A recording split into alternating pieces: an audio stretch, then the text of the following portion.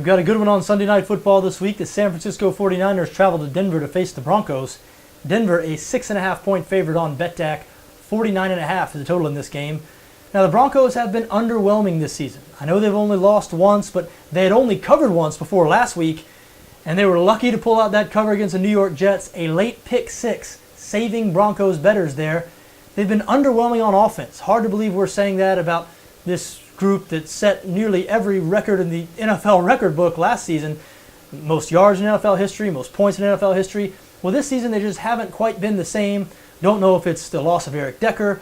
Don't know if it's a diminished Wes Welker. Don't know if it's Peyton Manning just getting old. But whatever it is, they're just not quite as good on that side of the ball. They're really going to be tested in this game. The 49ers, as usual, excellent on the defensive side of the ball. Second in total defense this year. And they have the type of defense, the style of defense, that might be able to push around and dominate this Denver offense the same way Seattle was able to in last season's Super Bowl. However, the 49ers will be without probably their best defensive player in this game. Middle linebacker Patrick Willis will not play due to injury.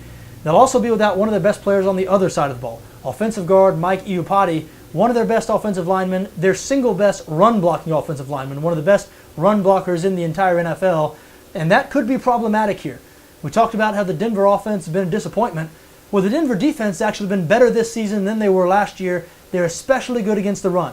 Third in rushing defense right now. We know the 49ers, a run-first offense that likes to run the football. But again, no Mike Iupati, butchering that last name, I know. That's really going to hurt the 49ers here, I believe. I think their offense is going to have a little bit of trouble moving the ball against this Denver defense. That's why my favorite bet here, probably the under. I think I also lean towards Denver minus 6.5, even though, as I said, I do expect San Francisco's defense to slow this Denver offense. But if it comes down to Peyton Manning versus Colin Kaepernick, that's no choice at all. And the Broncos, even though they haven't quite been themselves on offense this season, still a high-scoring unit that can explode at any time.